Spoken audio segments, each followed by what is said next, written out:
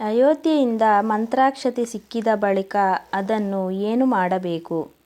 ನಮಗೆಲ್ಲ ತಿಳಿದಿರುವ ಹಾಗೆ ಅಯೋಧ್ಯೆಯ ರಾಮ ಮಂದಿರದ ಮಂತ್ರಾಕ್ಷತೆ ದೇಶದ ಪ್ರತಿಯೊಂದು ಹಿಂದುವಿನ ಮನೆ ತಲುಪಿದೆ.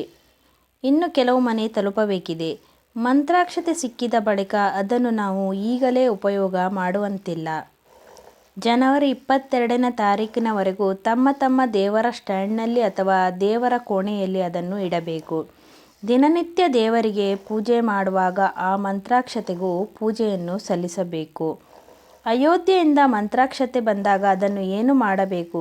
ಇದೇ ತಿಂಗಳು 22ನೇ ತಾರೀಕು ಅಯೋಧ್ಯೆ ರಾಮಮಂದಿರ ಉದ್ಘಾಟನೆಯಾಗುತ್ತಿದೆ. ಅಯೋಧ್ಯೆಯಲ್ಲಿ ಶ್ರೀರಾಮಚಂದ್ರನ ಪ್ರತಿಷ್ಠಾಪನೆ ಮಹೋತ್ಸವ ಇದೆ. ಸುಮಾರು 500,000 ವರ್ಷಗಳ ಹಿಂದೆ ಅಯೋಧ್ಯೆಯಲ್ಲಿದ್ದಂತಹ ರಾಮ ಮಂದಿರವನ್ನು ಧ್ವಂಸ ಮಾಡಿ ಬಾಬ್ರಿ ಮಸೀದಿಯನ್ನು ಕಟ್ಟಿದರು. ಮತ್ತೆ ಅದನ್ನು ಧ್ವಂಸ ಮಾಡಿ ನಮ್ಮ ಶ್ರೀರಾಮಚಂದ್ರನ ರಾಮ ಮಂದಿರವನ್ನು ನಿರ್ಮಾಣ ಮಾಡಿ ಸೀತಾರಾಮ, ಲಕ್ಷ್ಮಣ, ಆಂಜನೇಯ ಸ್ವಾಮಿಯನ್ನು ಪ್ರತಿಷ್ಠಾಪನೆ ಮಾಡುತ್ತಿದ್ದೇವೆ. ಅಯೋಧ್ಯೆಯಲ್ಲಿ ಬಾಲರಾಮ ಮಂದಿರ ನಿರ್ಮಾಣ ಸಂದರ್ಭದಲ್ಲಿ ಟನ್ಗಟ್ಟಲೆ ಅಕ್ಷತೆಯನ್ನು ಕಾಶ್ಮೀರದಿಂದ ಕನ್ಯಾಕುಮಾರಿವರೆಗೂ ದೇಶದಲ್ಲಿರುವಂತಹ ಎಲ್ಲರ ಮನೆಗೂ ತಲುಪಬೇಕು. ಎಲ್ಲರಿಗೂ ಶ್ರೀರಾಮನ ಅನುಗ್ರಹ ಸಿಗಬೇಕು. ಎಲ್ಲರ ಮನೆಗೂ ಅಕ್ಷತೆ ತಲುಪಬೇಕು ಎಂದು ಮೋದಿಜಿಯವರು ಆಜ್ಞೆ ಮಾಡಿದ್ದರು. ವಿಶ್ವ ಹಿಂದೂ ಪರಿಷತ್ನವರು ಇದನ್ನು ಕೈಗೆ ತೆಗೆದುಕೊಂಡು ಎಲ್ಲರ ಮನೆಗೂ ಅಕ್ಷತೆಯನ್ನು ಕಳಿಸುತ್ತಿದ್ದಾರೆ. ಈ ಅಕ್ಷತೆ ಯಾವುದೇ ಸಮಯದಲ್ಲಾದರೂ ನಿಮ್ಮ ಮನೆಗೆ ಬರಬಹುದು. ತಲೆಯ ಮೇಲೆ ಹೊತ್ತುಕೊಂಡು ಅವರು ನಿಮ್ಮ ಮನೆಯ ಹತ್ತಿರ ಬಂದ ತಕ್ಷಣ ಒಂದು ತಟ್ಟೆಯಲ್ಲಿ ಕರ್ಪೂರವನ್ನು ತೆಗೆದುಕೊಂಡು ಆ ಅಕ್ಷತೆಗೆ ನೀವು ಆರತಿಯನ್ನು ಮಾಡಿ. ಖಂಡಿತವಾಗಿಯೂ ನಿಮಗೆ ಶ್ರೀರಾಮನ ಅನುಗ್ರಹ ದೊರೆಯುತ್ತದೆ.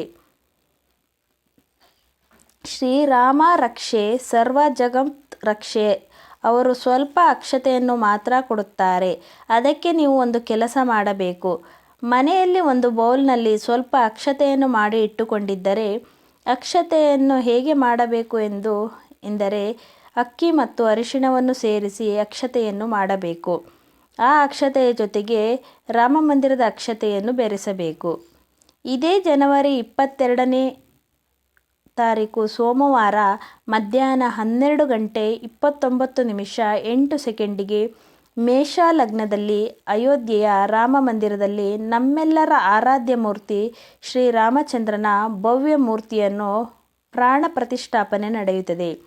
ಈ ಬಳಿಕ ಆ ಮಂತ್ರಾಕ್ಷತೆಗೆ ದಿವ್ಯ ಶಕ್ತಿ ಪ್ರಾಪ್ತವಾಗುತ್ತದೆ.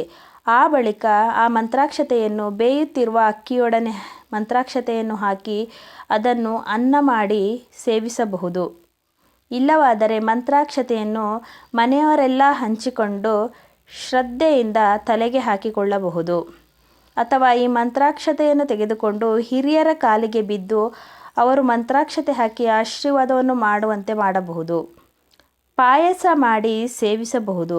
ಅಥವಾ ಮಂತ್ರಾಕ್ಷತೆಯನ್ನು ನಮ್ಮ ಹಣ, ಚಿನ್ನ ಇಡುವ ಡ್ರಾಯರ್ನಲ್ಲಿ ಅಥವಾ ಕಪಾಟಿನಲ್ಲಿ ಭದ್ರವಾಗಿ ಇಡಬಹುದು. ಮನೆಯ ಎದುರಿನ ಬಾಗಿಲಿನ ಮೇಲೆ ಬಟ್ಟೆಯಲ್ಲಿ ಸುತ್ತಿ ಅತ್ಯಂತ ಭದ್ರವಾಗಿ ಕಟ್ಟಿ ಇಡಬಹುದು. ಅಥವಾ ದೇವರ ಕೋಣೆಯಲ್ಲಿ ಕೂಡ ಇದನ್ನು ಶುದ್ಧವಾಗಿ ಇಟ್ಟುಕೊಳ್ಳಬಹುದು.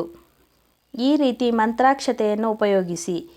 ಈ ವಿಡಿಯೋ ನಿಮಗೆ ಇಷ್ಟ ಆದರೆ ವಿಡಿಯೋಗೆ ಒಂದು ಲೈಕ್ ಮಾಡಿ. ನನ್ನ ಚಾನಲನ್ನು ತಪ್ಪದೇ ಸಬ್ಸ್ಕ್ರೈಬ್ ಮಾಡಿ. ವಿಡಿಯೋವನ್ನು ನೋಡಿದ ಎಲ್ಲರಿಗೂ ಧನ್ಯವಾದಗಳು. ಜೈ ಶ್ರೀರಾಮ್.